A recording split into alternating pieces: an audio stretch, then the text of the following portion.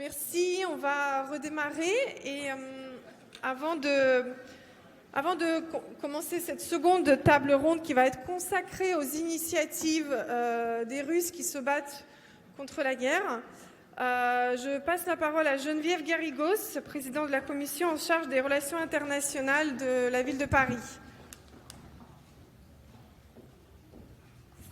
Bonjour et bienvenue, ça fait chaud au cœur de vous voir aussi nombreuses dans cette très belle salle. C'est vrai que nous sommes très honorés de vous accueillir aujourd'hui et je voulais profiter de cette occasion parce que effectivement aujourd'hui c'est l'anniversaire de la mort d'Anna Politkovskaya et nous savons tous et toutes combien ça a été un jour pour nous très important et combien cet assassinat nous a marqués.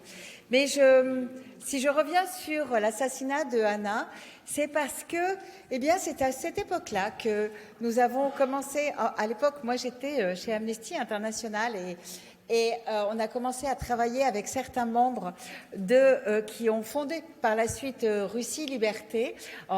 Ça s'est accéléré fin 2011 avec les manifestations en France en soutien justement aux manifestations qui pouvaient y avoir, notamment à Moscou. Et puis en 2012, c'est parti. Et ça fait 10 ans. Et je voulais profiter de cette opportunité pour saluer les 10 ans de Russie Liberté, les 10 ans d'engagement. J'ai mené Amnesty avec eux aussi beaucoup de combats. Je me souviens de celui pour faire libérer les Pussy Riot, de notre grande joie quand elles sont venues à Paris et de ces grands moments. Et puis il y en a eu beaucoup d'autres. Il y a eu beaucoup de moments aussi où on était sous le poids.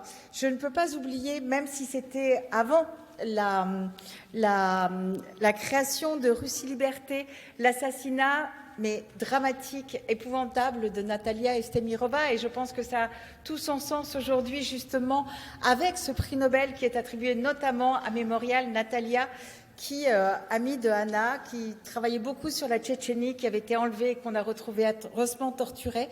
Et donc tout ça, toutes ces histoires qui remontent, on est là aujourd'hui, on est là pour construire ensemble.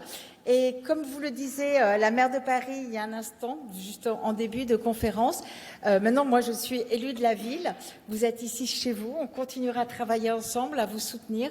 Ce que vous faites est très important et il n'y a que la résistance, les droits humains, aller de l'avant parce qu'ensemble nous construisons l'humanité. Merci beaucoup et je pense que vous pouvez applaudir quand même très fort Russie Liberté pour ces 10 ans d'engagement sans faille. Merci beaucoup. Merci pour...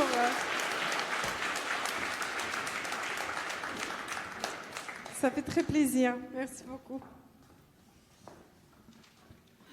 Так, я теперь буду говорить по-русски. Je vais passer au russe maintenant. Ça sera plus facile pour nos intervenants parce que notre table ronde est complètement russophone. Merci beaucoup à vous d'être venus, pour celles et ceux qui sont déplacés aujourd'hui. C'est très important pour nous de vous voir et nous savons qu'il y a beaucoup d'initiatives anti-guerre en Russie. Nous n'avons pas pu les inviter toutes et tous ici, mais pour nous, c'est très important de soutenir et souligner le fait que des Russes, nombreux et nombreuses Russes, luttent contre cette guerre. Et ma première question, qui je pense est une des plus importantes, nous savons tous comment la censure et la propagande sont fortes en Russie aujourd'hui et comment il est compliqué aujourd'hui de faire passer l'information en Russie et comment c'est compliqué de réunir tous ceux, toutes celles qui veulent faire quelque chose, qui veulent résister. Monsieur Ponomarev, vous soutenez justement des mouvements citoyens qui continuent à exister en Russie. Comment vous pensez il faut et comment on peut soutenir cette activité en étant en dehors de la Russie?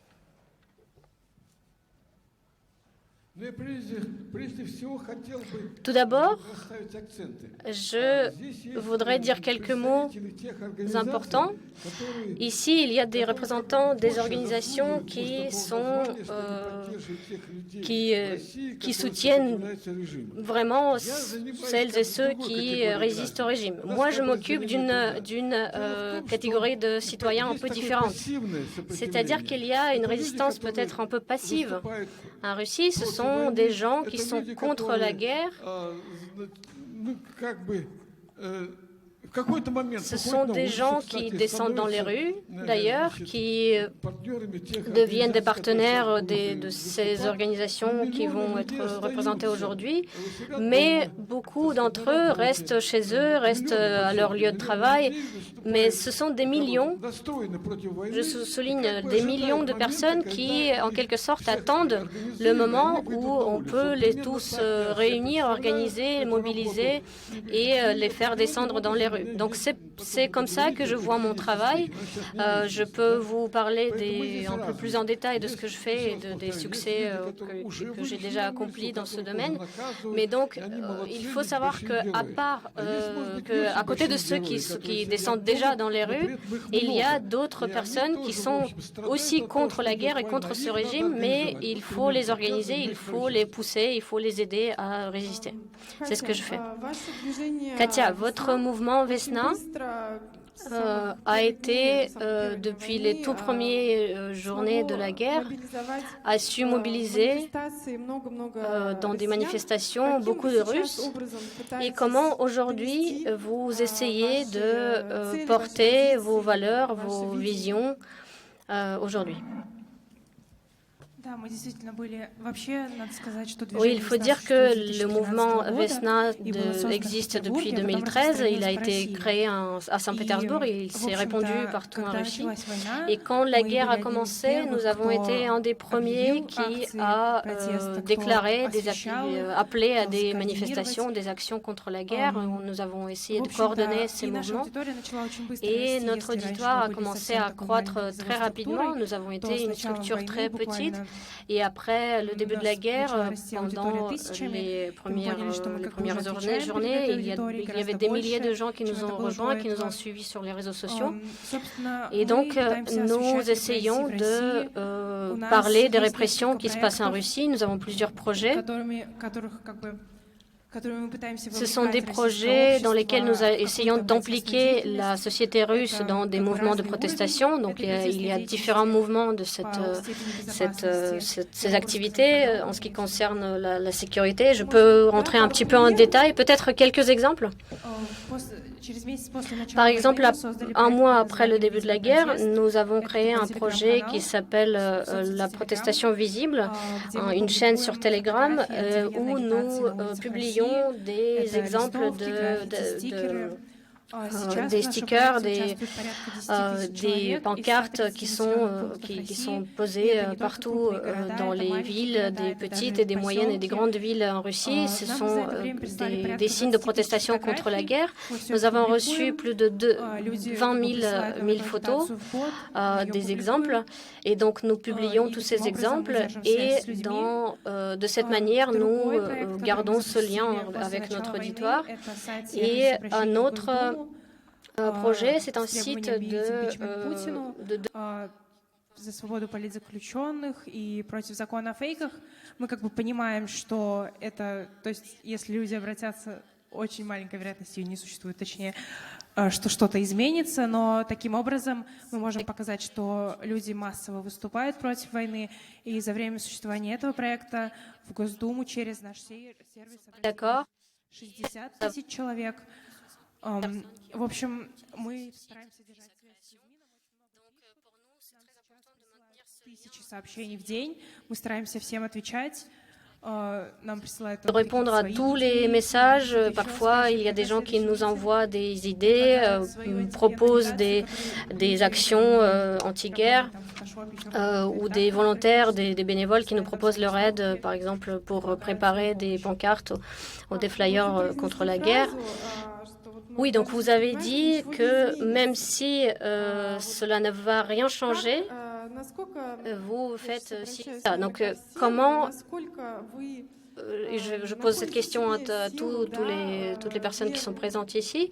Comment vous continuez, comment vous trouvez les forces et l'optimisme et le courage pour continuer toutes ces initiatives, alors que vous pensez, vous savez que pour l'instant, ça peut ne pas porter de fruits immédiats. Qu'est-ce qui peut répondre peut-être en premier? Любовь Собol, donc je vous présente de la Fondation anticorruption d'Alexei Navalny. Bonjour à tous, donc je m'appelle Любовь Собol, je suis femme politique russe et je suis alliée de Navalny qui est emprisonné aujourd'hui, qui est le premier opposant à Poutine aujourd'hui. Et je voulais reposer la question à Yekaterina parce que vous avez dit, vous avez parlé des initiatives anti-guerre, par exemple des gens qui demandent l'impeachment de Poutine. Vous comprenez très bien que la Douma aujourd'hui est sous contrôle de Poutine et il n'y aura pas d'impeachment possible, même s'il y a des milliers et des centaines de milliers de demandes des Russes. Mais vous considérez quand même que cette action collective est très importante. Oui, pour nous, c'est une manière de protester. Oui, donc je pense qu'il y a beaucoup d'initiatives qui pourront porter leurs fruits parce que nous luttons justement pour un État normal, pour que cette guerre s'arrête, pour que ces massacres en Ukraine cessent, pour que nous ayons un État normal, pour que nous puissions avoir des partis d'opposition dans la Douma, pour que Navalny soit libéré. Je ne pense pas que cette lutte n'a pas de sens. Est-ce que je peux? Donc, moi, je m'appelle Jana Nemtsova. Je suis cofondatrice de la fondation Boris Nemtsov pour la liberté. Donc, vous allez sûrement deviner que je suis la fille de Boris Nemtsov qui a été assassiné en 2015 à Moscou. Et moi, j'ai une réponse peut-être un peu philosophique parce que avant l'assassinat de mon père, moi, je n'ai jamais pensé à une activité citoyenne ou politique. Et quand j'ai pris cette décision, il n'y avait pas encore tous ces événements tragiques qui se passent aujourd'hui, mais c'était un choix moral pour moi. Et aujourd'hui, je pense qu'il y a beaucoup de personnes qui font ce choix de militer contre la guerre parce qu'ils ne veulent pas se sentir moralement corrompus ou moralement mauvais. Ce sont des gens qui qui font ce choix moral et qui ne peuvent pas faire autrement. Et le résultat, ce que nous voyons ici, c'est un choix moral. Je ne peux pas parler pour tout le monde ou pour le monde entier, mais en Russie, c'est ce qui se passe. On disait pendant des années en Russie qu'il ne fallait pas protester, qu'il ne fallait pas s'opposer au régime, qu'il ne fallait pas protester contre l'assassinat de Boris Nemtsov parce que cela ne va rien changer. Et je pense que ce n'est pas une bonne position parce que si tu as une opinion, il faut l'exprimer.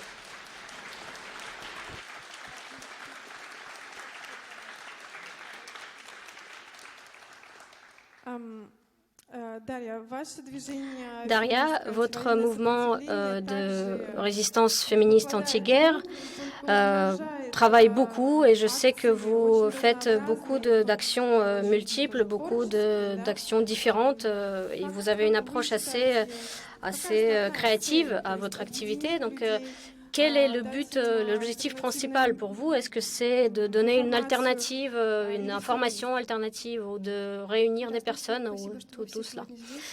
Bonjour à tous, bonjour à tous ceux qui sont présents aujourd'hui, bonjour à nous. Moi, je vais répondre aussi à la question d'avant. Qu'est-ce qui nous aide, qu'est-ce qui nous donne des forces pour continuer cette lutte? Pour moi, une idée très importante était l'idée de Blažević qui a dit en fait très important. Le mouvement anti-guerre n'arrête jamais la guerre. Les guerres s'arrêtent pour d'autres raisons. Et en fait, cette idée a beaucoup structuré, je dirais, notre mouvement anti-guerre. Comment on peut mener cette campagne? Parce que, justement, pour nous, c'est une campagne. Il faut la mener d'une manière très pragmatique. Et pour moi, je suis quelqu'un qui a fui la répression politique en Russie également. J'ai eu beaucoup de persécutions. Moi, je ne peux pas m'appuyer sur des questions morales. Moi, je suis très pragmatique dans mon travail, dans mon activité. Donc, moi, je représente le mouvement féministe, le mouvement anti-guerre féministe. Pour nous, la guerre, c'est le sommet du patriarcat et de l'impérialisme, parce que les guerres sont souvent lancées par ces systèmes de pouvoir. Et souvent, les guerres sont lancées par des hommes. Et aujourd'hui, pour nous, c'est très important de soutenir les personnes qui sont aujourd'hui en Russie et qui font face aux conséquences de cette guerre. Et pour nous, l'objectif, c'est d'allier de nouvelles personnes. Parce que des militants sont des personnes, sont des êtres humains. Ils sont fatigués, ils sont en burn-out, et il y a des cas de suicide. Donc, bien sûr, les militants ne sont pas sans limite. Leurs forces ne sont pas sans limite. Donc, nous devons constamment avoir de nouveaux alliés, de nouveaux militants qui nous rejoignent. Donc, pour nous, c'est très important d'avoir de plus en plus de force, parce que aujourd'hui, malheureusement, il y a plus de Siloviki que de nous. Donc, pour moi, c'est un spectre de pratiques très différentes, de différents moyens de propagande anti-guerre que nous essayons de répandre partout dans plus de 60 villes en Russie. Nous créons du contenu anti-guerre dans des réseaux sociaux en Russie, sur WhatsApp, sur Contacté, sur tous les réseaux sociaux qui sont utilisés en Russie. En parallèle de ça, nous ouvrons une fondation anti-guerre qui aide les personnes qui sont discriminées sur leur lieu de travail à cause de leur position anti-guerre. Par exemple, nous avons un cas de quelqu'un qui a dit sur son lieu de travail gloire à l'Ukraine, et il a été viré. Et donc nos juristes défendent les intérêts de cette personne, parce qu'il faut savoir que des personnes qui luttent contre la guerre et qui s'opposent à cette guerre, ils sont partout, ils sont dans toutes les sphères, les classes sociales, et il faut les aider, parce que les Russes aujourd'hui sont enfermés à l'intérieur de la Russie avec ce tyran, avec Poutine qui les brutalise.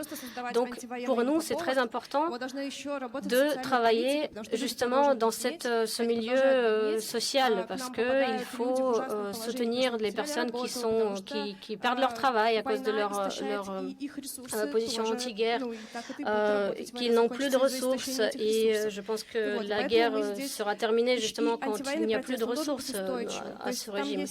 Et donc, c'est un travail de longue haleine. Il faut travailler dans tous les domaines, sur tous les objectifs. Nous avons déjà parlé des partisans qui sabotent les chemins de fer. Nous collaborons tous ensemble, nous nous connaissons, et nous avons des champs de travail différents. Nous avons également du soutien psychologique, parce que c'est très important également d'aider tous ceux et toutes celles qui luttent. Et souvent, par exemple, nous avons des militants qui proposent des actions radicales, comme de se suicider sur la place rouge à Moscou pour exprimer sa position. Donc, en fait, il faut répondre à toute cette demande. Et il y a des gens qui demandent de l'aide, et nous avons des activistes, des militants qui les aident aussi. Donc, ce que vous dites sur la coopération entre tous les mouvements, c'est très important et c'est très intéressant. Et je me tourne vers vous, Sergei Gouriev, aujourd'hui, parce que vous, avec d'autres personnes, vous êtes à la tête du comité anti-guerre qui a été créé après le début de cette guerre. Comment vous menez cette coopération entre tous les mouvements anti-guerre de la part de votre comité? Merci beaucoup, Olga. Merci pour votre invitation. Je vais féliciter aussi les nouveaux lauréats du prix Nobel de la paix aujourd'hui. C'est un grand événement. Et il n'y a pas de tête de chef ou de secrétaire généraux dans notre mouvement, dans notre comité anti-guerre.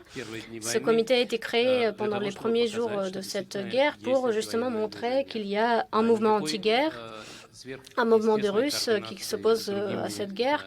Il n'y a pas vraiment de coordination. Nous travaillons ensemble et nous collaborons, nous coopérons. Mais nous n'avons pas appelé une conférence générale de tous les mouvements pour élire, par exemple, quelqu'un à la tête de ce mouvement. Donc, en fait, ce que nous faisons, c'est surtout deux projets. C'est l'aide à l'Ukraine, d'une part, et d'autre part, l'aide aux Russes. Donc, l'aide aux Russes, ça s'appelle Kovtchek. L'Arche, c'est un... et d'autre part, nous lançons des appels, nous lançons des déclarations sur des événements particuliers, par exemple, et nous n'avons pas en fait de discipline entre parties, entre guillemets. Donc nous lançons des appels que nous considérons pertinents. Je suis aussi un des fondateurs de la fondation La Vraie Russie avec Boris Akounine et avec M. Baryshnikov. Nous avons créé une fondation d'aide aux Ukrainiens et aux Ukrainiennes qui souffrent de cette guerre. Et l'idée de cette fondation a été de montrer que ce que fait Poutine, ce n'est pas la vraie Russie, ce n'est pas la Russie réelle. Et la Russie réelle, la Russie vraie, c'est la Russie qui porte des valeurs européennes, qui soutient les Ukrainiens. Et Mikhail Baryshnikov, c'est une personne qui a quitté l'Union soviétique. Il n'est jamais retourné en Russie, il n'a jamais parlé, il n'a jamais fait des déclarations sur des sujets politiques. Et il a déclaré que Poutine, c'était un menteur pour dire que Poutine ne représente pas la Russie. Et c'est très important aussi, cette voix qui s'élève, et toute l'activité anti-guerre est très, très importante, bien sûr, mais les initiatives dans le domaine de la culture sont très importantes aussi, pour montrer que ce que fait Poutine, c'est en quelque sorte un essai de s'accaparer toute la Russie, toute la culture, toute la langue russe. Mais il faut savoir que beaucoup d'Ukrainiens, par exemple, beaucoup d'Ukrainiennes parlaient russe, et aujourd'hui ils ne peuvent plus parler cette langue parce que cette langue c'est devenu la langue de l'agresseur, et c'est une de nos défaites très importantes qui va nous poser problème après la fin de cette guerre.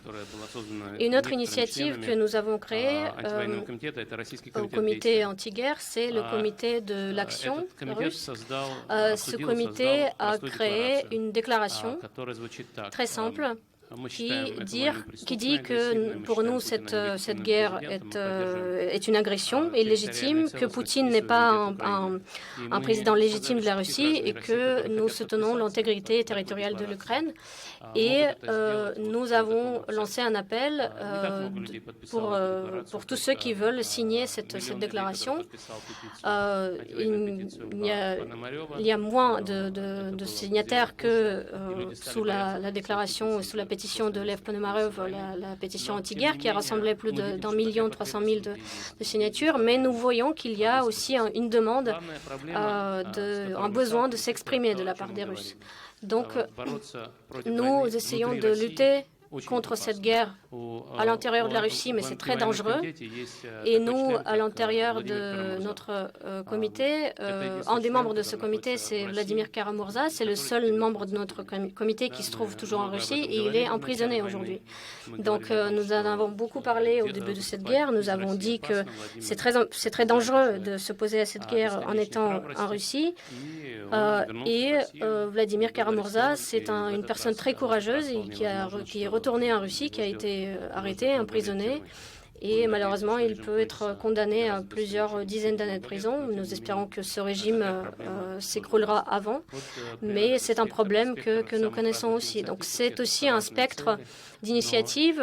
Nous avons des objectifs un petit peu différents, mais ce que je vois parmi des collègues ou parmi des personnes que je ne connais pas, mais qui m'écrivent, et des personnes qui viennent de pays différents, y compris la Russie, c'est un appel à l'action parce que vraiment nous ne pouvons plus rester les bras croisés, il faut faire quelque chose. Et il y a vraiment un besoin d'agir et je pense que ce besoin d'agir et ces actions mèneront à la fin de cette guerre et à la fin de ce régime. Est-ce que je peux rajouter quelque chose? Je voudrais juste rajouter quelques mots pour dire que je suis très reconnaissante aux organisateurs de ce forum parce que j'ai envie de montrer à toutes les personnes qui sont peut-être moins informées sur l'agenda russe, il faut leur montrer qu'il y a une Russie sans Poutine parce que la Russie n'égale pas Poutine. La Russie n'est pas que Poutine. La Russie, c'est les personnes que vous voyez devant vous, c'est les personnes qui restent à l'intérieur de la Russie et qui continuent leur lutte contre ce régime.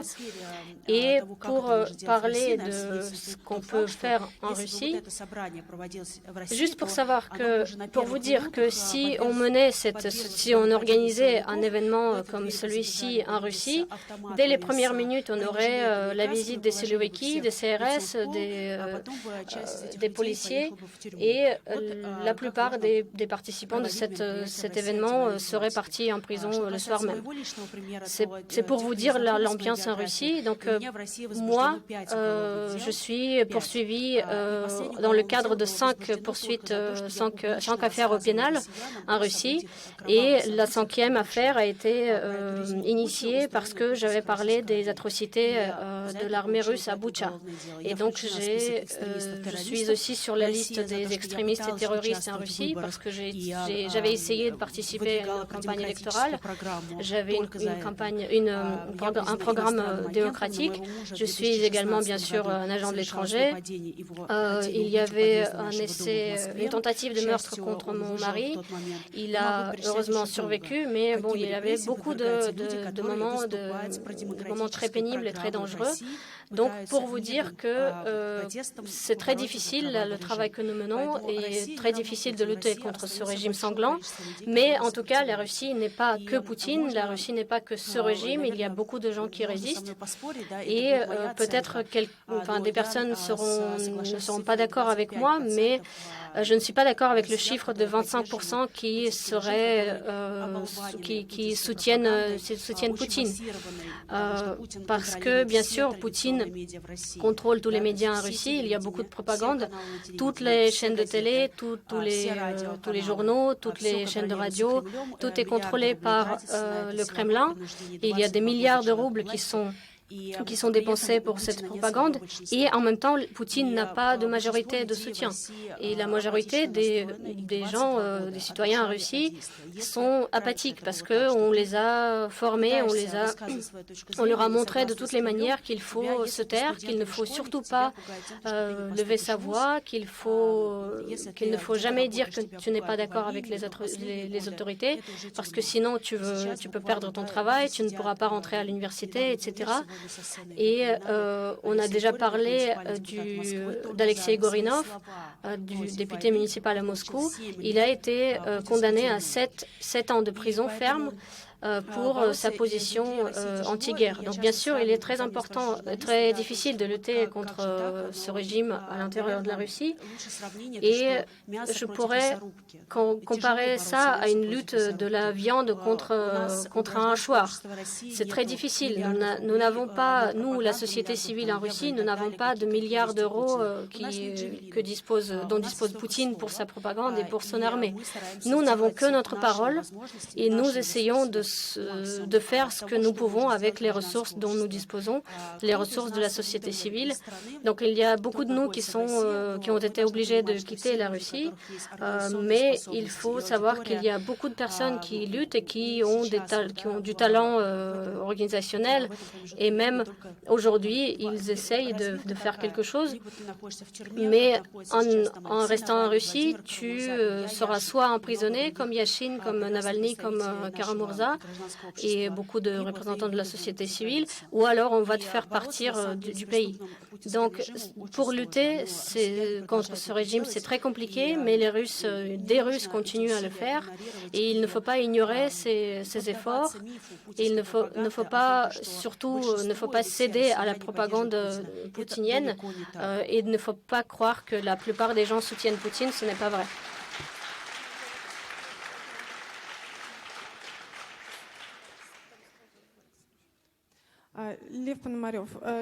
Monsieur Ponomarev, je pense que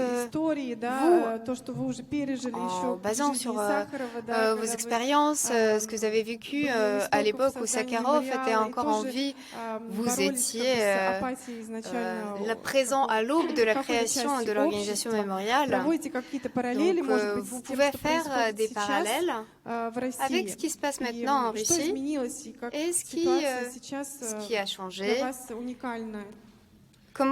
Qu'est-ce qu'il y a d'unique dans la situation aujourd'hui pour vous? Oui, je vais revenir à ce que j'ai dit lors de ma première intervention.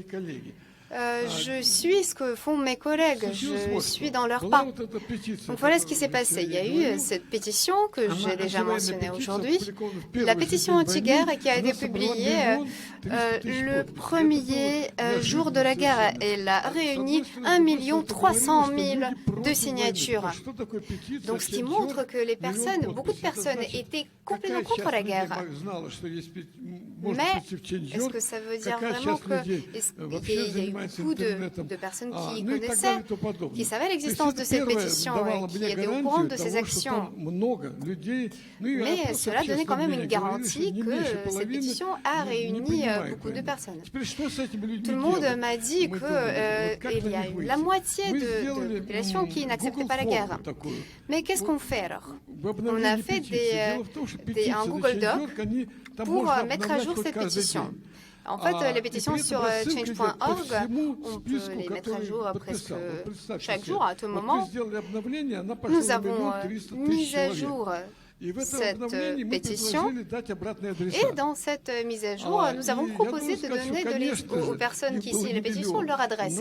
Et bien sûr, je dois dire qu'il n'y a pas eu 1 million, mais on a eu quand même 35 000 de leur adresse, donc 35 000 personnes nous ont confié leur adresse et ont dit qu'ils étaient prêts à interagir avec nous. Donc, ce qui nous a montré que nous pouvions interagir avec les gens et les préparer en quelque sorte à des événements à venir. Donc, ce sont des processus très compliqués en Russie. Qui est-ce qui critique Poutine? D'un côté, il y a M. Strelkov-Girking qui est toujours prêt à prendre les armes pour remettre de l'ordre dans le pays. Il y a beaucoup de gens qui ne sont pas prêts à prendre les armes, mais il faut les préparer au moment où cela deviendra très important. Donc pour mener ce travail, il faut beaucoup de ressources. Et aujourd'hui, nous essayons de trouver ces ressources. Et une deuxième source de cette résistance qui est tout à coup légale. Vous savez qu'il y a eu des élections au mois de septembre, les élections municipales à Moscou. Je les surveillais. Et en fait, tous les participants, tous les gens qui venaient voter, ils connaissaient leur position. Ceux qui allaient voter pour la démocratie, pour leur faire un choix démocratique, on essayait de les écarter. Mais il y a eu des listes comme la liste de Navalny, comme la liste donc ceux qui soutiennent Navalny. Il y a eu d'autres listes, des personnalités connues. Et ces personnes ont pu aller jusqu'aux élections. Donc, de 500 à peu près personnes, de 300 personnes qui étaient démocrates, qui pouvaient être soutenues, il y a eu 200 qui sont allés aux élections. Bien évidemment, ils ont tous perdu les élections. Et il y a des personnes maintenant qui disent « Mais pourquoi est-ce qu'on a associé à des élections? On devrait les oublier. » Mais je pense que ça vaut le coup. Ça vaut le coup de retenir cette idée des élections. élections, d'y penser, c'est comme un amiant qui attire les actions. Et les personnes qui vont manifester pour une personne, pour un candidat démocratique, qui vont ensuite aller voter pour ce candidat. Chaque député qui a une position ouverte est soutenu pour au moins 200 personnes. Donc, c'est une ressource qu'il faut utiliser, où il faut puiser, dont il faut se servir. Et comme vous savez, il y aura d'autres élections et ensuite, plus tard, il y aura les élections du président. Et j'espère qu'ils auront enfin lieu. Et donc, il faut que ces personnes continuent à travailler. Et à un moment, il y a ceux qui vont descendre dans les rues parce qu'ils n'en pourront plus. Et à ce moment, j'espère que nous allons tous nous réunir pour gagner les élections. Si, il y a eu une autre question. Excusez-moi d'être si long dans mes paroles, mais j'ai dû dire tout cela. À l'époque de Perestroïka, où j'ai commencé à travailler avec la société, quand l'organisation mémoriale a été créée, c'était une autre époque. Bien sûr, les premières personnes, ces premières 10 personnes, savaient qu'il fallait tout d'abord se soucier du mémoire, de la mémoire des personnes, des défunts. Et c'était un mouvement politique qui, dont les germes ont été sémés à l'époque soviétique. Ils ont défendu l'honneur du mémorial, de l'organisation mémoriale, et ils méritent notre reconnaissance. À l'époque, c'était compliqué. Donc peut-être aujourd'hui, on ne peut pas dire des choses contre le pouvoir parce qu'ils seront emprisonnés. Mais aujourd'hui, la Russie menace au monde entier parce qu'elle a commencé une guerre énorme, puisque les Russes, les citoyens russes, ça devient un peu un mot négatif. Et donc, notre responsabilité, c'est de faire tout afin d'arrêter tout cela.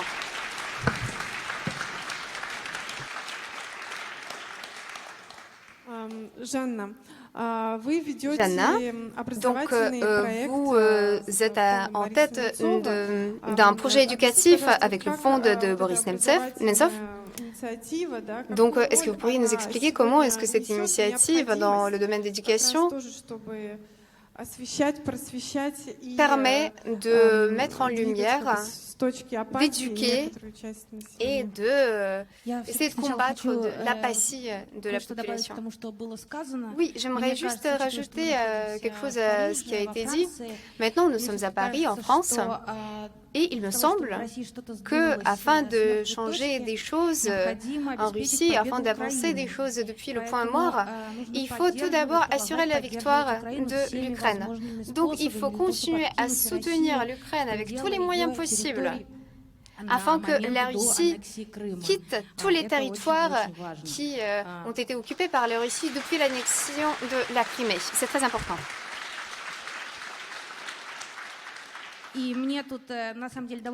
Et pour moi, c'est facile à dire cela, car la Fondation Nemtsov continue sur la voie de l'héritage de mon père, Boris Nemtsov.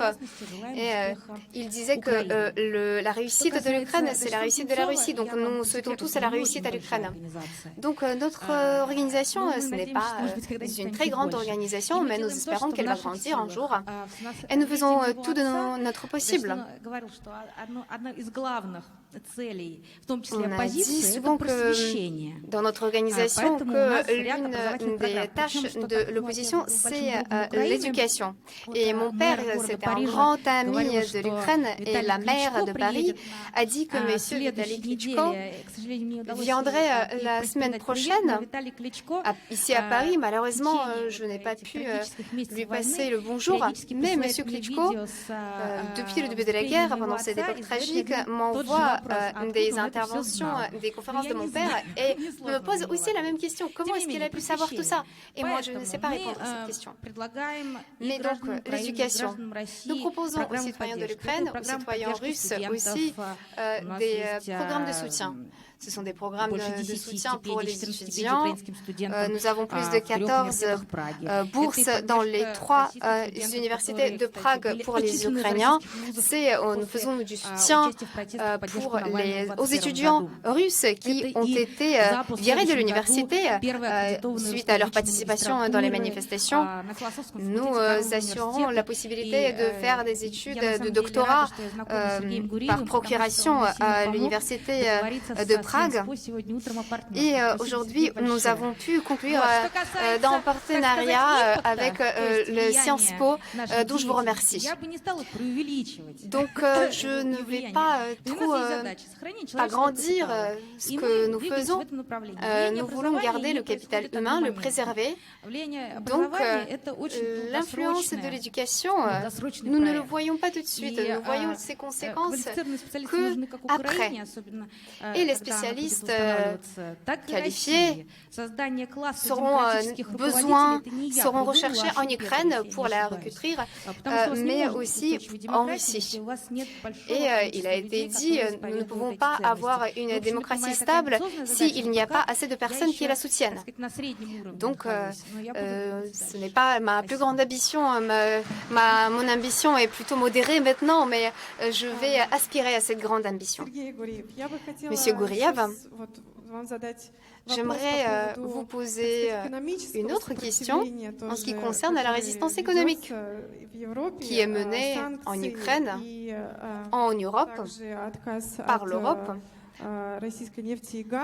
Donc les sanctions, le fait de renoncer du pétrole et du gaz russe. Comment est-ce que, à votre avis, et quel rôle cela joue dans le cadre des manifestations, étant donné les manifestations au niveau local, est-ce qu'on peut comparer ces actions? Merci Olga. Donc je pense que tous ces moyens d'action utilisés par mes collègues présents sur la scène, par d'autres collègues pour arrêter la guerre, pour changer le régime en Russie, donc tous ces actes sont très importants et sont complémentaires. Ce sont les actions, les protestations, les manifestations et bien sûr les sanctions. C'est mené par les politiciens et par les gens qui votent, le public qui vote pour ces politiciens, pour que le budget de Poutine n'ait plus de ressources afin de continuer à mener cette guerre. Et nous voyons que cela marche. En Europe, il y a des amis de Poutine qui ont dit auparavant que Poutine était un leader magnifique, que c'est un homme du futur, parce qu'il est pour les valeurs du passé, les valeurs conservatrices. Mais bien sûr, ce type de narratif, de rhétorique n'est plus possible, n'est plus imaginable en Europe. Oui, nous sommes contre Poutine, contre la guerre, mais il faut enlever ces sanctions parce qu'ils ne nuisent pas au Poutine, ils nuisent qu'à l'Europe. Cela, on peut l'entendre d'autres politiciens, de beaucoup de politiciens, et ce sont ceux qui ont fait des photos avec des t-shirts avec la photo de Poutine sur la place rouge. Mais aujourd'hui, les électeurs en Europe savent que la guerre, c'est un crime sanglant. Et beaucoup de politiciens se prononcent contre les sanctions. Pourquoi est-ce que c'est incorrect? En fait, ça marche. Poutine, il continue à mener la guerre, mais il est privé de ressources constamment. Nous ne pouvons rien faire, nous ne pouvons pas faire en sorte qu'il arrête de continuer, d'essayer de mener la guerre. Cette personne a trouvé son Munich et a compris qu'il n'aura pas sa Varsovie, sa Pologne. Mais le but des sanctions, c'est de changer les positions, les buts de Poutine, donc lui priver de possibilité de continuer à mener cette guerre. Pourquoi est-ce que les sanctions marchent?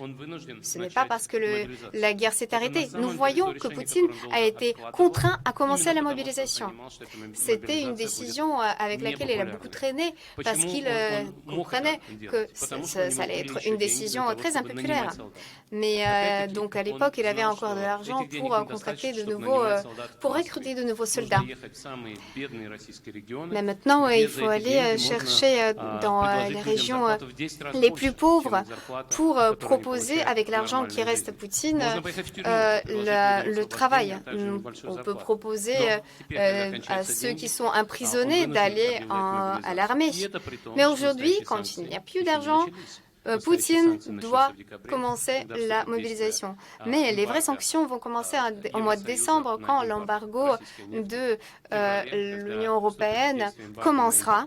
L'embargo sur le pétrole russe, les produits énergétiques russes. Et quand le plafond pour le pétrole russe sera introduit par les Européens. Et Poutine se précipite maintenant parce qu'il veut la fracture en Europe. Il essaie de faire peur avec un hiver froid, mais il aura en fait des problèmes financiers de caractère très, très important. Et il faut juste regarder les faits. Poutine a déclaré la mobilisation, c'est-à-dire qu'il n'a presque plus d'argent, c'est-à-dire que les sanctions marchent.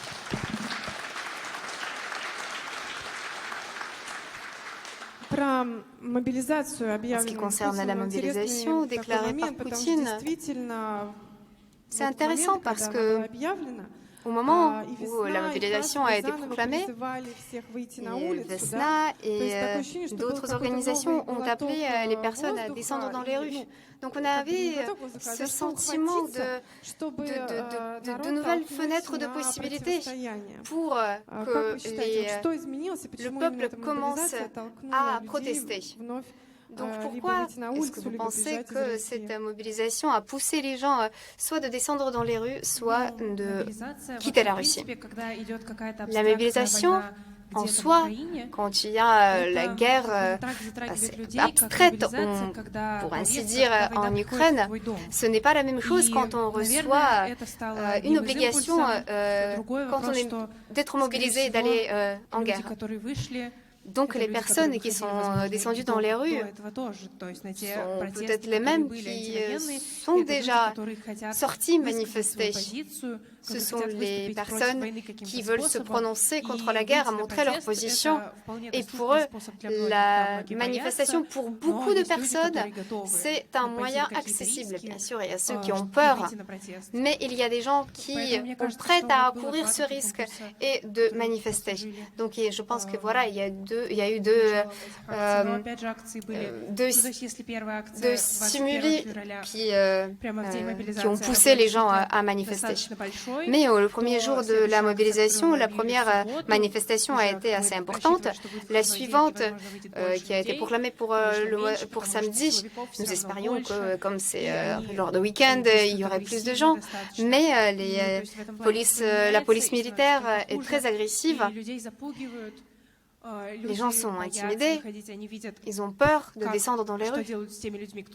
Ils voient ce qui se passe avec ceux qui sont déjà sortis manifester. Et finalement, ils décident de ne pas participer à des manifestations. Oui, j'aimerais rajouter quelque chose et partiellement, je ne suis pas d'accord. À Moscou, à Saint-Pétersbourg, dans des grandes villes de Russie, les activistes qui sortent toujours sont descendus dans les rues. Mais la mobilisation a fait la manifestation des femmes à Daghestan, à Sakha, à Yakoutsk. Il y a eu plus de femmes que de police militaire, de Siloviki. Et ça faisait plaisir de voir comment la police militaire se sauvait de ces femmes qui descendaient dans les rues. Et c'est un fait. Les représentants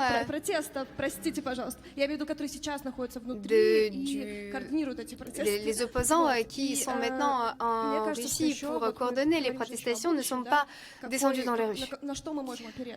Et nous parlons aujourd'hui de l'avenir.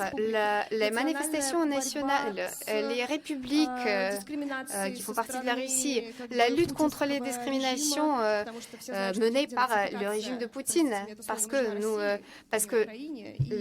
c'est la Russie qui a besoin de dénazification, pardonnez-moi pour ce mot, c'est pas l'Ukraine qui en a besoin.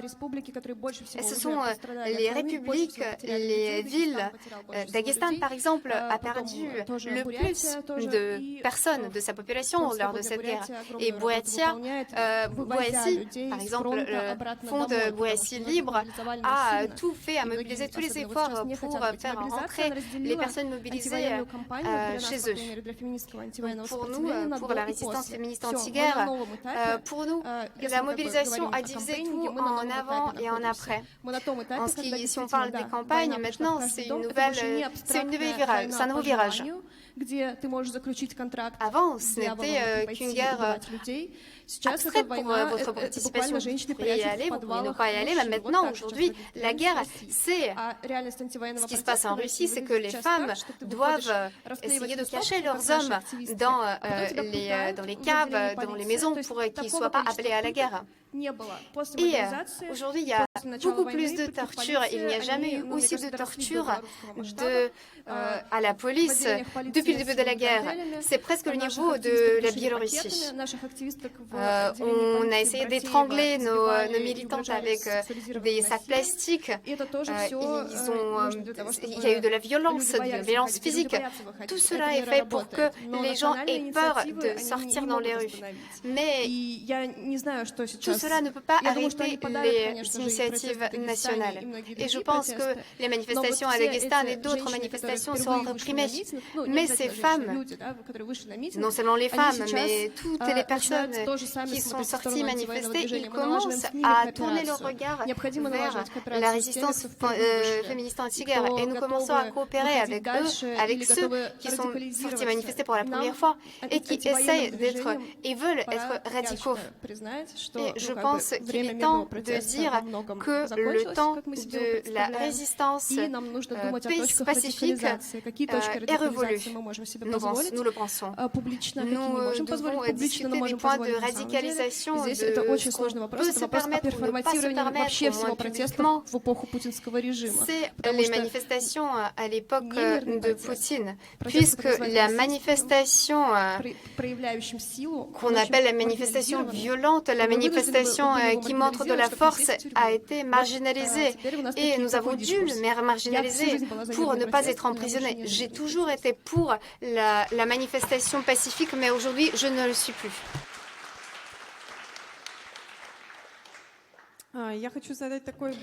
Je voulais vous poser une question un peu plus philosophique, en quelque sorte. Quand l'Ukraine aura gagné, quelle sera la voie de la Russie? Quel serait le chemin souhaitable pour vous? Donc, est-ce que c'est un chemin européen? Est-ce qu'il y a d'autres possibilités, d'autres mouvements d'opposition peut-être qui peuvent réunir ce pays sur la base des valeurs européennes? Peut-être, Leboeuf, vous avez une réponse à cette question. Oui, souvent, on nous pose la question de savoir quel est le programme de l'équipe de Navalny et quelle est la voie de la Russie après la guerre.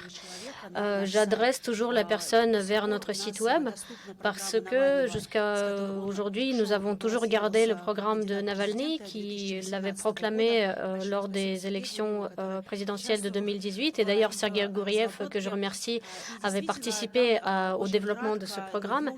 Et dans ce programme, nous avons décrit d'une manière tout à fait claire et concise comment nous voyons une vraie Russie, une Russie normale, entre guillemets, une Russie réelle. Et en ce qui concerne la politique internationale, ce serait bien sûr de la coopération avec tous les pays du monde et bien sûr la cessation de toute agression. Et notre équipe d'Alexei Navalny, dès les premiers jours de la guerre, nous sommes opposés participer à cette guerre. Nous parlons de cette guerre sur nos chaînes YouTube et nous sommes suivis par des millions de personnes russophones, y compris en Russie. Donc nous racontons tout ce que la télé poutinienne ne raconte pas sur les faits que des soldats ont été envoyés en Ukraine sans préparation, etc. Donc moi, je n'ai pas eu la possibilité de participer aux élections parce que je pense que toutes ces personnes qui ont une chance de gagner ne peuvent pas être... on ne leur permet pas de participer aux élections en Russie sous Poutine, mais moi aussi, j'avais un programme très concret avec des réformes que je proposais dans le domaine juridique, dans le domaine économique, etc. Nous avons des projets de loi par dizaines que nous avons préparés pour réformer les forces de l'ordre, pour réformer le système judiciaire, etc. Donc là, je ne vais pas rentrer dans les détails, mais de toute façon, c'est accessible sur nos sites. En Russie, il faut avoir un VPN il faut activer un VPN pour accéder à nos sites. Nos sites sont tous bloqués en Russie, mais ici, à l'étranger, vous pouvez tous tout à fait accéder à nos sites web et lire nos programmes. Ce pourquoi nous luttons, ce pourquoi nous nous prononçons, ce sont des projets de loi très détaillés et très étayés. Donc, je peux vous adresser à nos sites web. Donc le projet est prêt en fait. Oui, ce qui est important de dire aussi, c'est que si Navalny était président, il n'y aurait jamais eu d'agression de la Russie envers les pays frontaliers. Je travaille avec Alexei Navalny depuis 11 ans et c'est une personne qui soutient les valeurs démocratiques. Et souvent, la propagande de Poutine a essayé de présenter Navalny comme un nationaliste, comme quelqu'un d'agressif, etc. Mais moi, en tant que personne qui a travaillé avec lui pendant 11 ans, je peux vous dire que c'est une personne qui milite pour la paix et qui se prononce contre toute agression et toute violence et qui milite pour, bien sûr, la coopération et les liens civilisés avec d'autres pays.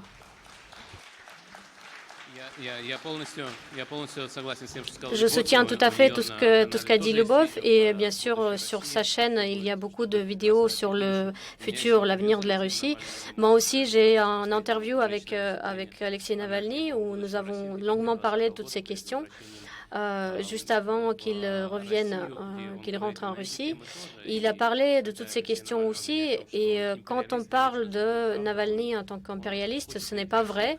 Il veut voir la Russie comme une nation, comme un État-nation tout à fait indépendant qui se préoccupe de ses propres problèmes et n'agresse pas les autres pays. Et il y a un livre que je vous recommande de Jana Nemtsova avec l'ancien speechwriter de Navalny, de Obama, pardon. Et ils disent également que les valeurs de Navalny ne sont pas les mêmes qu'on essaie de les présenter par la propagande de Poutine, de le présenter comme un nationaliste et impérialiste. Mais la question d'Olga portait sur autre chose, sur la possibilité pour Navalny de gagner une élection, par exemple. Et pour cette question, nous n'avons pas encore de réponse parce que malheureusement, nous n'avons pas eu d'élection libre depuis longtemps. Et comme disait Lev Ponomarev, les historiens disent qu'il y a eu une seule fois des élections libres en Russie, c'était en 1917. Et donc, en fait, on ne sait pas réellement ce que pensent les citoyens russes.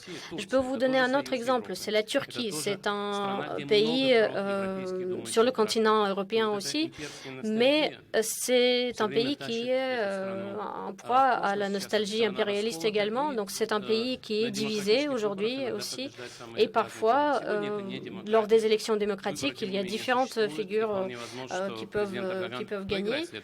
Donc, par exemple, on ne peut pas savoir si Erdogan gagnera l'élection suivante, mais en tout cas, nous savons qu'il n'y a pas beaucoup de personnes qui seraient prêtes à voter pour une personne corrompue, agressive, etc. en Russie. Donc, tout tout ce que nous avons vécu après les premières années de démocratisation en Russie, c'était très compliqué de savoir en vrai ce que pensaient les citoyens. Mais aujourd'hui, nous savons ce que les citoyens pensent par rapport à la guerre.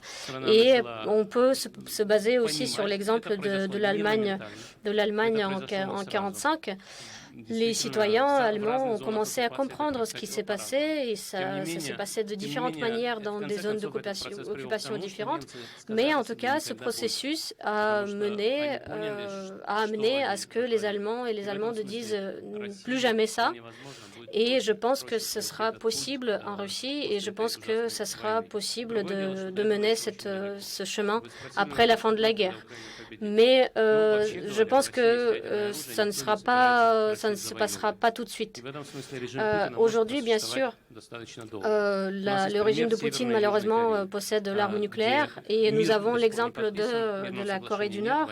Aujourd'hui, du point de vue formel, la Corée du Nord est toujours sous sanctions et est toujours en état de guerre parce qu'il n'y a jamais eu de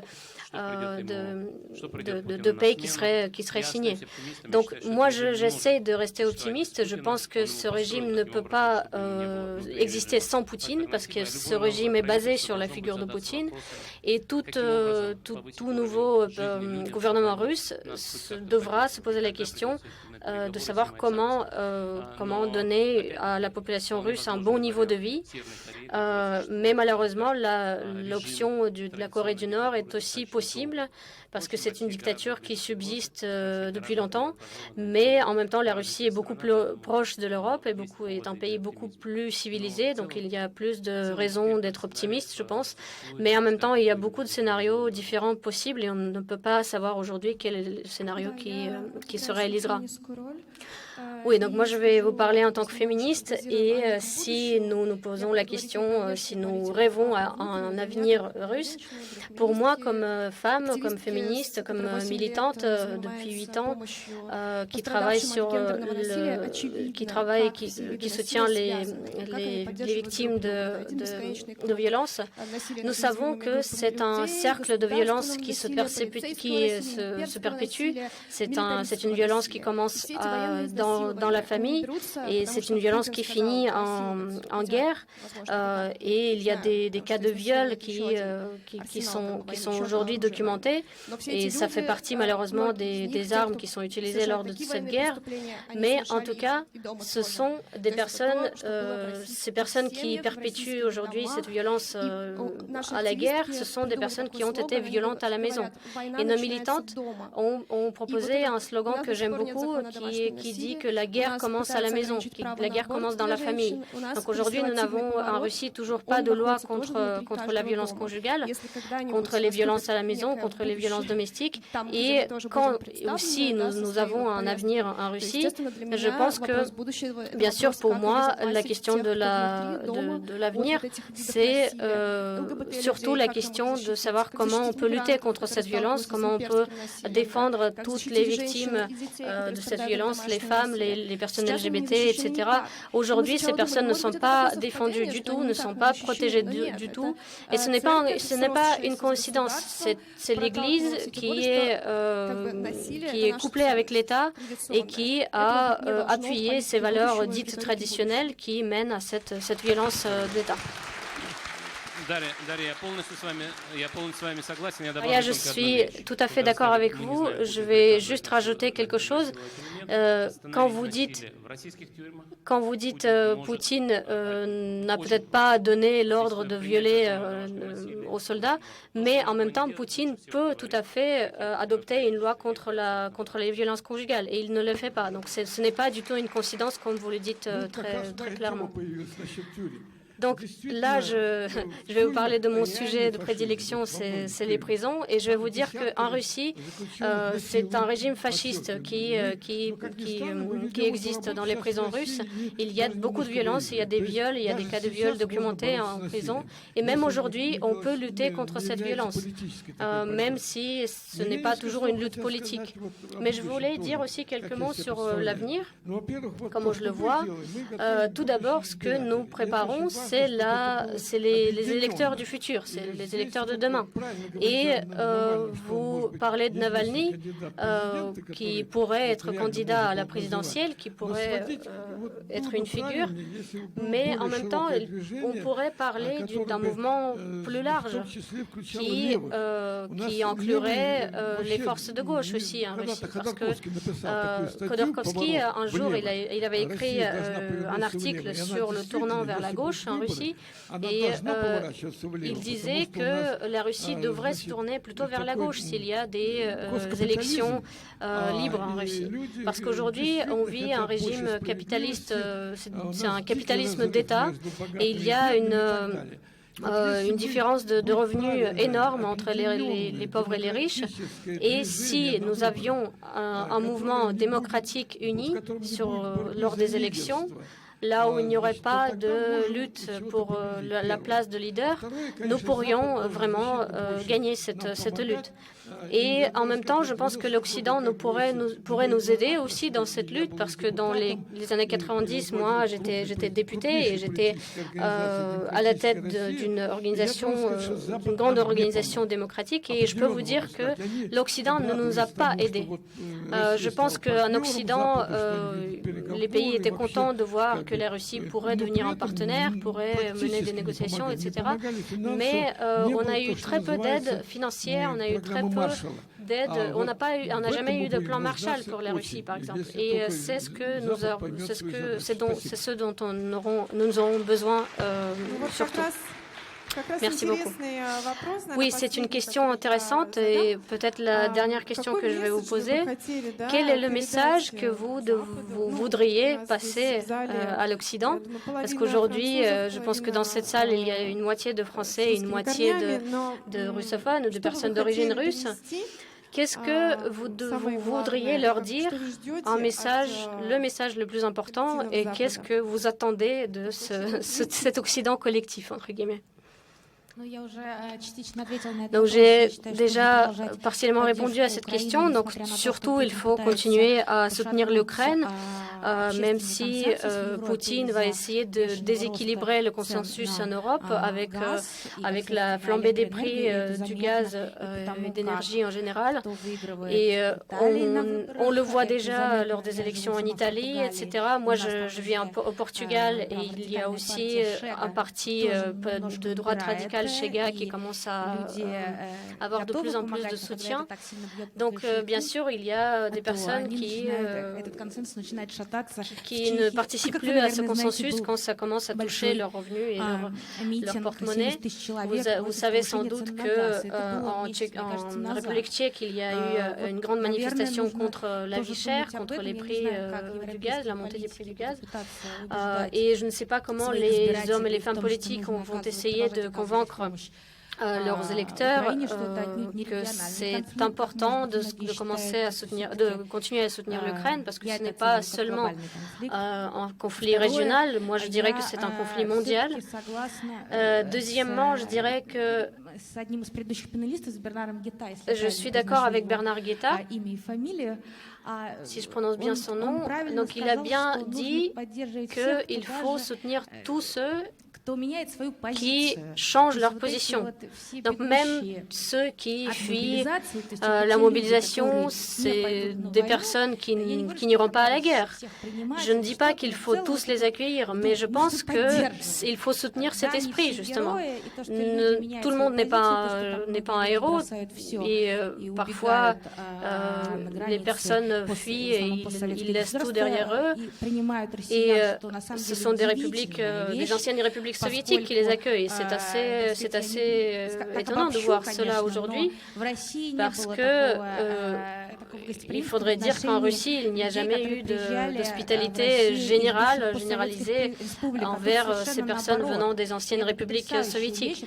Et là, on voit tout le contraire. Et c'est très impressionnant. On voit le Kazakhstan, on voit la Mongolie. Il y a eu une déclaration de l'ancien président de la Mongolie. La Mongolie donne des titres de séjour russes. Oui, il y a eu même une blague qui disait que les personnes de physique slave ne peuvent pas louer des appartements à Moscou, par exemple.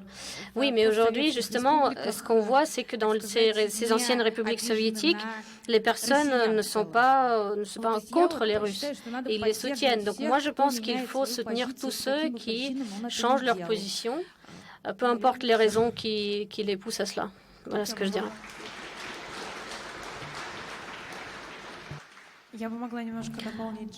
Je rajouterai quelques mots à ce qu'a dit Jana. Je pense que ces personnes qui fuient la mobilisation, même celles qui ne sont pas contre la guerre, pour l'instant, ce sont des soutiens passifs au mouvement anti-guerre. Mais on peut tout à fait les transformer au soutien actif si on les implique dans notre action anti-guerre. Donc je pense que ces personnes ont un potentiel et c'est un potentiel qui peut faire croître notre mouvement anti-guerre. Je peux rajouter quelques mots aussi. Tout d'abord, il faut donner des armes lourdes à l'Ukraine le plus vite possible. Il ne faut pas faire durer ces négociations et ces discussions. C'est la chose la plus importante. On se pose la question si le régime de Poutine est durable. Et bien sûr, si ce régime est durable dès lors qu'il n'a pas assez d'armes. Parce que s'il n'aura pas assez d'armes, il s'effondrera dans l'année qui vient. J'en suis persuadée. Mais il faut surtout aider toutes ces personnes, tous ces groupes dispersés dans différents pays pour qu'on puisse se réunir. Et ce n'est pas une chose facile, mais ici, justement, on aurait besoin de l'aide de l'Occident. Nous collaborons par exemple avec Freedom Russians et nous avons des contacts continuels et il faut nous aider à travailler ensemble. C'est tout. Merci beaucoup. Oui, je pense que c'est un des objectifs de Russie Liberté également, pour justement vous inviter au panel, aux discussions, au forum, pour unir justement tous les Russes qui sont contre le régime de Poutine et contre la guerre. Oui, j'aimerais rajouter, parce que le message doit être le suivant. L'Ukraine mène cette guerre en protégeant l'Occident. Ce n'est pas seulement la guerre en Ukraine. Et l'Ukraine, elle protège l'Europe de la prochaine guerre de Poutine. Et il ne s'agit pas que d'argent. Il y a un groupe d'économistes, il y a quelques économistes américains, quelques économistes ukrainiens. Ils ont parlé de plan de Marshall pour l'Ukraine. Et en août, nous avons écrit un article sur la situation macroéconomique en Ukraine. Donc, tous les mois, il faut 5 milliards de dollars pour l'Ukraine, juste pour soutenir le budget. Pour l'Occident, ce n'est pas une somme colossale, mais ce sont des sommes que l'Occident n'a jamais fourni à qui que ce soit constamment. Mais quand mes collègues parlent de ça, ils disent « mais pensez à votre budget de défense. Aujourd'hui, c'est l'Ukraine qui vous défend. L'armée ukrainienne et le peuple ukrainien vous défendent avec leur vie d'une attaque à venir. Ça, c'est un pays qui n'est pas membre de l'OTAN, mais pourtant, c'est l'un des pays les plus efficaces de l'OTAN. Donc, il faut comprendre que cette guerre est menée non seulement parce pour qu'on puisse vivre tranquillement à Lviv, mais aussi pour qu'on puisse vivre tranquillement à Paris. Donc c'est pour ça que, en ce qui concerne l'armement et l'aide financière,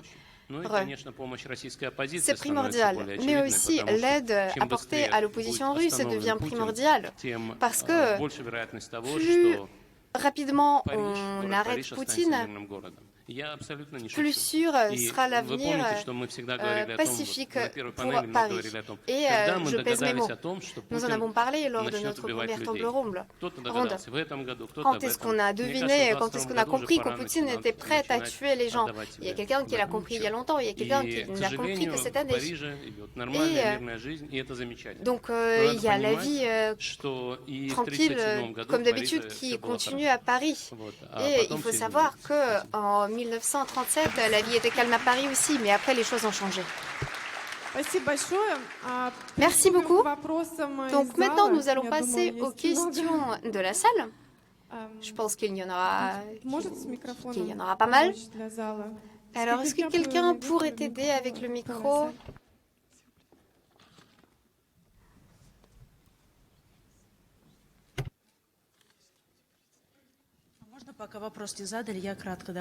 Est-ce que je peux rajouter quelque chose avant qu'on commence à poser des questions? Ce message à l'Occident collectif. Donc, la première et unique chose, arrêter la collaboration avec Poutine. Donc, comme c'était bien dit correctement, les sociétés russes aident à disséminer la propagande de Poutine en Europe.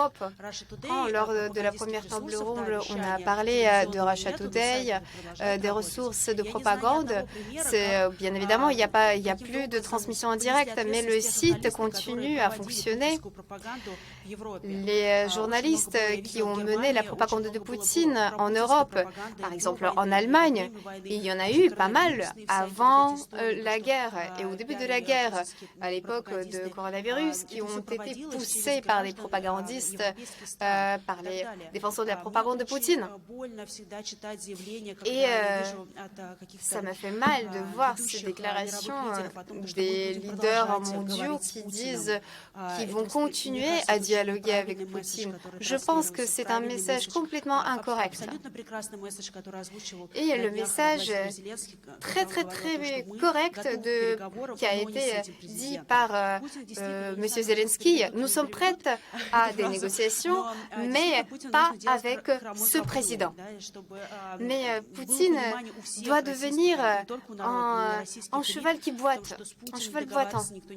Donc montrer que le temps de Poutine est révolu, qu'on ne va plus lui parler, qu'on ne va plus essayer de se mettre d'accord avec lui, qu'il ne fait plus peur à l'Occident. Donc montrer cette position ferme et consolidée. Ce n'est pas la guerre de la Russie et l'Ukraine, c'est la guerre de la démocratie et de la dictature. Bonjour, je m'appelle Nadejda Kutepova, je suis agent étranger depuis 2015 et je suis exilée politique en France. J'aimerais demander à Daria et à Lyubov, quand nous nous réunissons en Russie Liberté, nous pensons de l'avenir en Russie et l'avenir des femmes. Donc, j'espère que vous ne prenez pas ça comme discrimination, mais je pense que les hommes commencent à manquer en Russie. C'est une population en voie d'extension et nous allons peut-être proposer une femme présidente. Donc, qu'est-ce que vous pensez des possibilités d'avoir une femme présidente en Russie? Lyubov, est-ce que vous êtes prête à vous présenter si cela advienne? Et la deuxième question à M. Gouriev, qu'est-ce que vous pensez du gazoduc qui a été endommagé et la moitié de la Terre pense que c'était fait par la Russie? Quelles conséquences, quelles idées la Russie avait dans sa tête, et si on parlait des théories de complot, en endommageant ce gazoduc? La question est la suivante. Quels seraient les bénéfices de la Russie avec ce gazoduc endommagé, peu importe par qui ça a été endommagé. En fait, moi, je n'ai jamais opéré de cette catégorie de statut. Quand nous avons participé, nous avons essayé de participer aux élections pour présenter notre programme d'une manière officielle, pour avoir accès à des moyens de manifestation. En fait, je ne suis pas devenue députée, je ne siège pas à Douma pour justement prendre les voitures et dépasser les bouchons.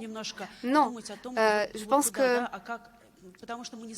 maintenant, nous ne pouvons pas vraiment opérer dans ces catégories parce que nous ne pouvons pas prédire dans quelle situation notre pays va se retrouver dans un mois. Quelle décision folle sera prise par Poutine? Et les journalistes me demandent, est-ce que les armes nucléaires tactiques vont être utilisées? Alors moi, je pense que non, mais je ne peux pas garantir cette décision. je pense qu'il faut lutter. Et moi, depuis que j'ai fini mes études en faculté de droit à l'université Lomonosov, je lutte pour avoir la vie dans un pays démocratique. Et les statuts de Premier ministre ou de ministre, je ne pense pas du tout à ces statuts, à ces positions. Alors moi, je n'ai pas besoin d'être présidente. Mais bien sûr, évidemment, si l'on se projette dans l'avenir, je pense que ceux qui siégeraient au Parlement devraient nous représenter dans l'avenir. Donc, je ne parle pas d'une masse de population, non, les personnes de nationalités différentes, de genres différentes, les groupes de population différentes. Et c'est pour ça que je mène mon travail d'activiste, de militante. C'est parce que pour moi, c'est important d'avoir ça reflété dans mes projets. Il y a des études qui montrent plus il y a de personnes qui représentent des groupes différents, plus il y a de perspectives et de possibilités de trouver des solutions, même si c'est compliqué. Mais bien sûr, les femmes en soi, ce n'est pas une panacée, ce n'est pas un bâton magique. Donc il y a des gens qui ne font que souffler des mots à Poutine, mais en fait tout le monde qui siège au Kremlin maintenant, ce sont des souffleurs de Poutine. Et si ce système ne change profondément et complètement, il y aura des femmes qui vont se prononcer pour les violences conjugales, pour le viol, et ils vont se prononcer pour ce que je haïs et contre quoi je lutte en tant que militante. Mais bien sûr, politiquement, bien évidemment, je suis pour la prochaine présidente femme. J'aimerais dire quelque chose. Regardez attentivement notre table ronde et comptez combien il y a de femmes, combien il y a d'hommes. Je pense que la réponse est évidente. Moi, je pense que puisqu'il y a plus de femmes et il y a plus d'électeurs femmes, donc si vous voulez un gouvernement féminin, bien sûr, vous pouvez l'élire. Dans beaucoup de pays, il y a des quotas, c'est-à-dire qu'il ne faut pas qu'un gendre domine. Et vous savez qu'en Finlande, ça ne marche pas de la même façon, ça marche à l'envers, parce qu'il y a plus de femmes électeurs et elles pensent qu'elles doivent être représentées et les hommes doivent être représentés aussi. Donc les quotas protègent une certaine représentation d'hommes dans l'État. En ce qui concerne l'avenir, personne ne sait ce que Poutine pense et où il se projette. Il y a ceux qui disent que c'était les Américains qui ont fait sauter le gazoduc pour que les Européens doivent acheter le gaz de schiste aux États-Unis. Je pense que les probabilités de cette théorie, qu'elle soit vraie, sont nulles. Et les actions de la Russie, de Poutine, bien sûr, le Nord Stream 1 et le Nord Stream 2, ce sont deux gazoducs. Donc, il y a eu, en total, il y en a 4, et il y en a eu 3 qui ont été, qui sont devenus dysfonctionnels, et il y en a une qui marche. Et alors, Poutine peut dire, non, on peut quand même continuer à fournir du gaz. Donc, c'est tout ce dont on a besoin de savoir. Donc, Gazprom, il y a aussi Gazprom qui coupe le gaz pour les amis de Poutine gagnent les élections. En Italie, ça n'a pas marché, ce n'étaient pas les amis de Poutine qui ont gagné les élections. Mais Gazprom viole les dispositions des contrats. Et en fait, on peut l'appeler en justice. Mais vous savez, pour un comptable chez Gazprom, peut-être c'est la chose la plus importante. Et Gazprom va tout simplement dire, nous ne savons pas qui a sapé le fonctionnement de nos tuyaux, de nos gazoducs. Donc voilà, ce n'est plus notre problème. Ils vont s'adresser à l'assurance pour demander une compensation. Mais je pense que il s'agit de ce chantage de Poutine, de la part de Poutine par rapport à l'Occident avec les ressources de gaz. Mais Poutine ne comprend pas combien a été fait en Europe afin de réduire la consommation de gaz.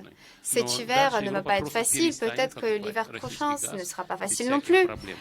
Mais un jour, l'Europe arrêtera d'acheter le gaz de la Russie, sans problème. Et Poutine, comme cela arrive à des dictateurs a fait un mauvais calcul.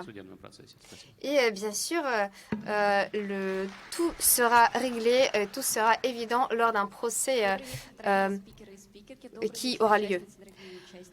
Bonsoir, chers participants. Je m'appelle Adalia Slugina. Je suis manageuse du projet NITKA, donc FIL.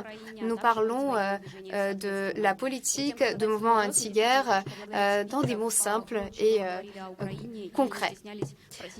Donc, c'est bien que vous avez demandé que vous ayez demandé plus d'aide à l'Ukraine. C'est très important aujourd'hui. Nous, en tant qu'un projet médiatique, est très soucieux du sujet de communication. Et chaque personne qui intervient lors de ce forum a son expérience de participation dans les projets anti-guerre. Et j'aimerais demander comment est-ce que vous voyez la communication dans l'avenir avec les Russes qui restent en Russie? De quoi est-ce qu'il est important de parler avec les enfants si ce n'est pas le sujet, bien évidemment, tant important de la guerre? Moi, je dis justement que nous essayons à mener un dialogue fructueux avec les Russes. Mais de quoi est-ce que nous parlons? Bien sûr, du fait qu'il doit y avoir une démocratie bâtie en Russie.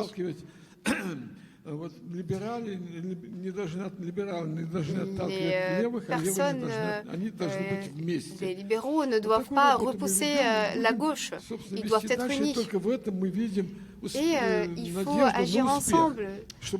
C'est notre seul espoir à la réussite. Donc cette fracture qui a toujours existé entre les démocrates, c'est pour ça que nous avons rendu la Russie à Poutine, parce qu'il y a eu cette fracture entre les démocrates. Il faut avoir l'unité. Les canaux de communication, il est difficile d'en parler parce qu'ils sont bloqués par Poutine régulièrement, sur Telegram, sur YouTube. Ce que je veux dire, c'est qu'il y a beaucoup de Russes qui ont pensé que le cynisme va les sauver. C'est M. Gouriev qui en a parlé dans l'un de ses interviews avant la guerre. Mais en fait, ce cynisme ne va pas les sauver. Et ils l'ont compris après le début de la mobilisation.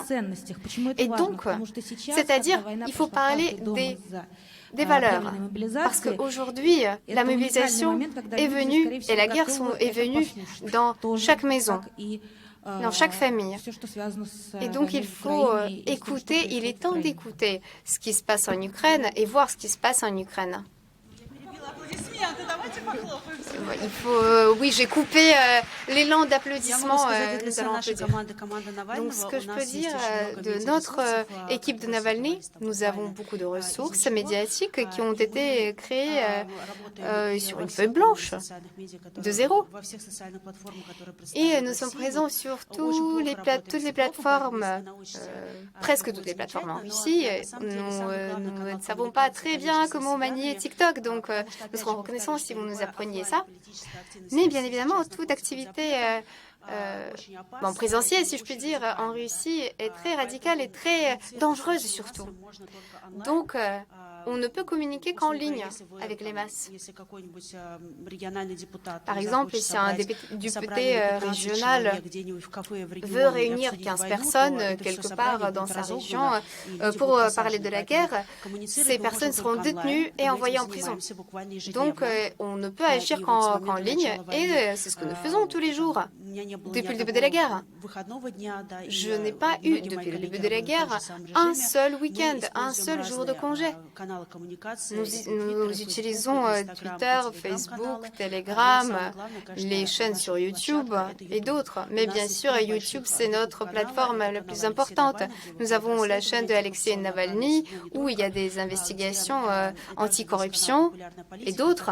Et la chaîne Navalny Life et la chaîne Politique Populaire.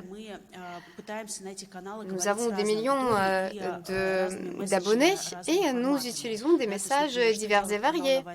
Par exemple, Navalny Life, si vous n'avez jamais regardé cette chaîne, il y a des transmissions en direct, il y a des enregistrements, il y a des adresses politiques qui visent plutôt les personnes qui sont calées en politique.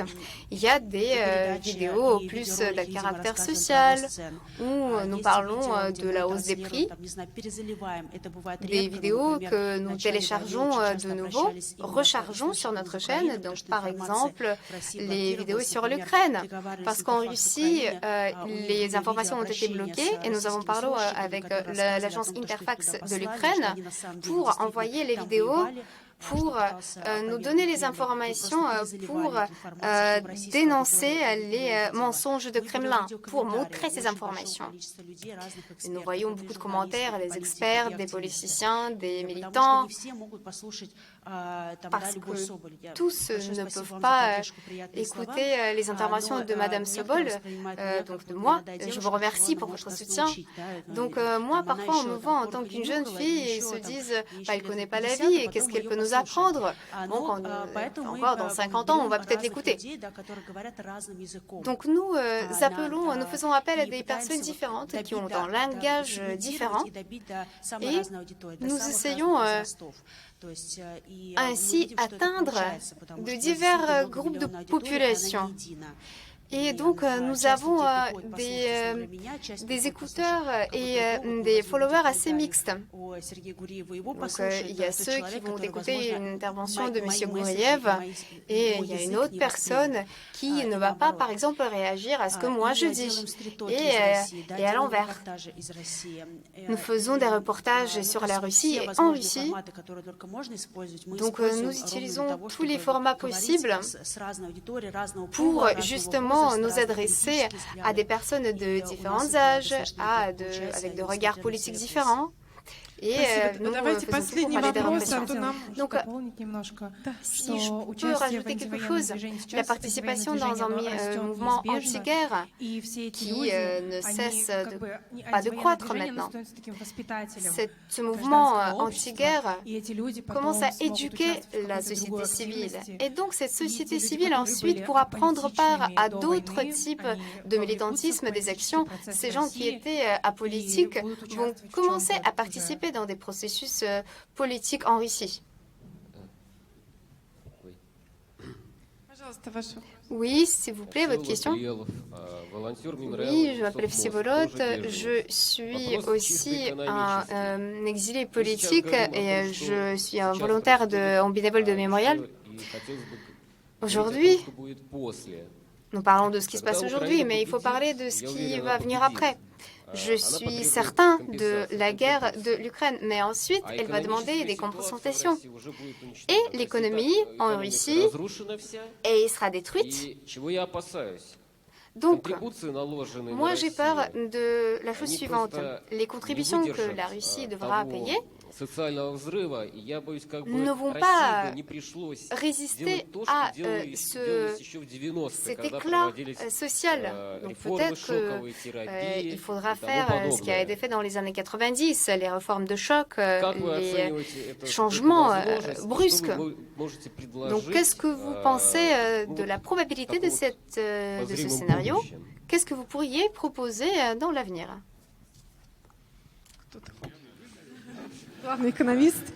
Oui, notre économiste en chef de Russie. Non, mais c'est bien sûr le plan Marshall pour l'Ukraine, pour la reconstruction de l'Ukraine. Nous parlons des sources de financement pour la reconstruction. L'Europe devra contribuer. Bien sûr, ce sera un choc pour les contribuables européens également, parce qu'on devra payer pour tout ce qui a été détruit aujourd'hui et tout ce qui est en train d'être détruit sous nos yeux en Ukraine.